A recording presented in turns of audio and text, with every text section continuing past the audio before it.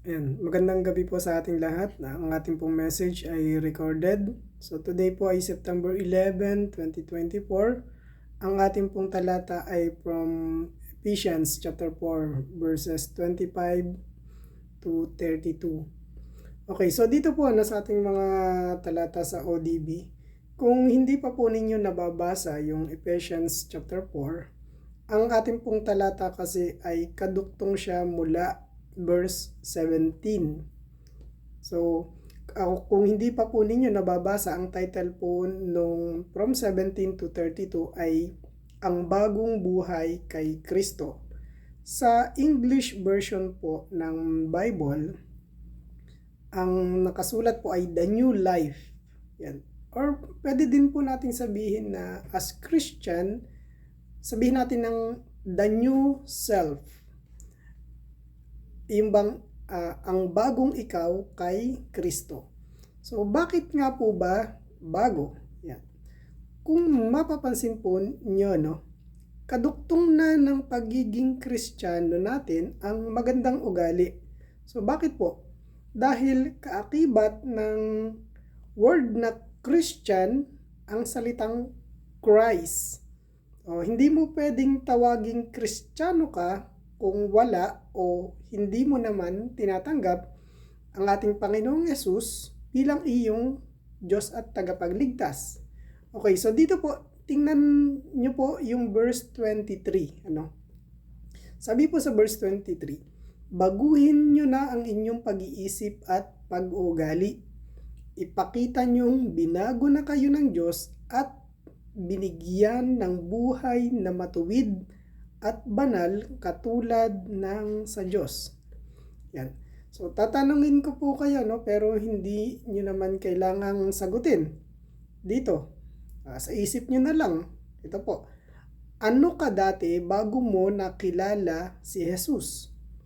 Hindi ba madami po tayong naririnig na testimony about kung paano sila binago at patuloy na binabago ni Lord noong nakilala na nila si Jesus. So dito po sa ating 8 verse, 25 to 32, mayroon din pong 8 na paalaala sa atin si Apostol Pablo kung paano tayo makakapamuhay bilang mga Kristiyano. So ulitin ko po dahil nga kaakibat na ng pangalan na Christian ang name ng ating Panginoong Jesus, ang Christ. Okay, number 1 po, verse 25.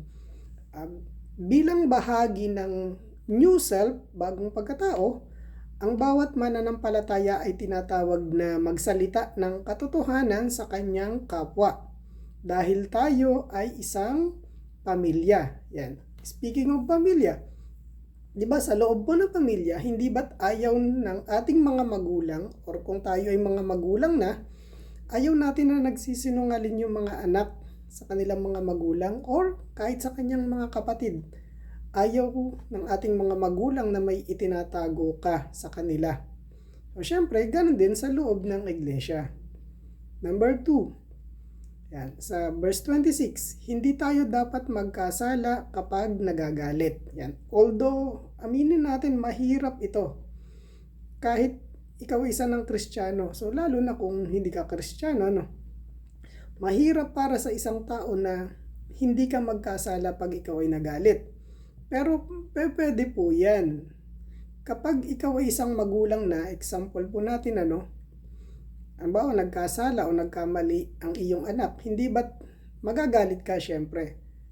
Pero kung ang gagawin mo ay sasawayin mo lang siya, then papayuhan mo siya at i-correct, so sa ganung paraan, hindi ka magkakasala. Ganon din sa pakikitungo natin sa ating kapwa. Okay, number 3. Hindi pagbibigay sa dyablo ng pagkakataon o chance sa ating buhay. Yan. Speaking of devil, palagi yang nakaabang sa actions at sa pwede nating isipin. Palagi yang may nakahandang trap sa atin. Pero take note po hindi kayang basahin ng dyablo ang laman ng ating isipan. Huwag po kayo maniniwala na kaya niyang basahin ng iyong isipan o yung iniisip mo o yung iyong pinaplano. Wala siyang kakayahan na gawin yun. tanging ang ating Diyos lamang at ang Holy Spirit ang nakakalam ng ating isip at ng ating laman ng ating damdamin. Okay, balik tayo. Kaya nga, ang kaya niyang gawin ay itatrap niya lang tayo. Parang trap lang, para mabuksan lang yung kaisipan mo, para dayain ka, and iudyok ka na magkasala. So ano ang kailangan para hindi siya magkaroon ng pagkakataon na tayo ay masilo sa kasalanan? Siyempre, unang-una palagi dyan ang prayer and then yung devotion. Yan. Pag yung devotion at yung prayer ang nawala talaga sa isang Kristiyano, madali siyang masisilo ng dyablo. Okay, number 4. Ang mga mananampalataya ay dapat gumawa ng tapat. Yan, huwag daw magnakaw o mangagaw. Kahit naman hindi Kristiyano, no? Kaya namang gawin yan, yung maging tapat ka. Lalo na kung ikaw ay Christian na. So, be honest all the time. Dahil ang pagsisinungaling o pandaraya o pagkuha ng mga gamit o mga bagay na hindi sa'yo, yan ay udyok din ng dyablo para masilo ka o tayo. Para magkasala at mapahamak. Number 5. Magsalita ng pampatibay loob. Verse 29. Isa sa magandang ugali ng Kristiyano, no? Kahit siguro sabihin natin, pastor, leaders, elders, yan. Yung mga matured Christian na, no?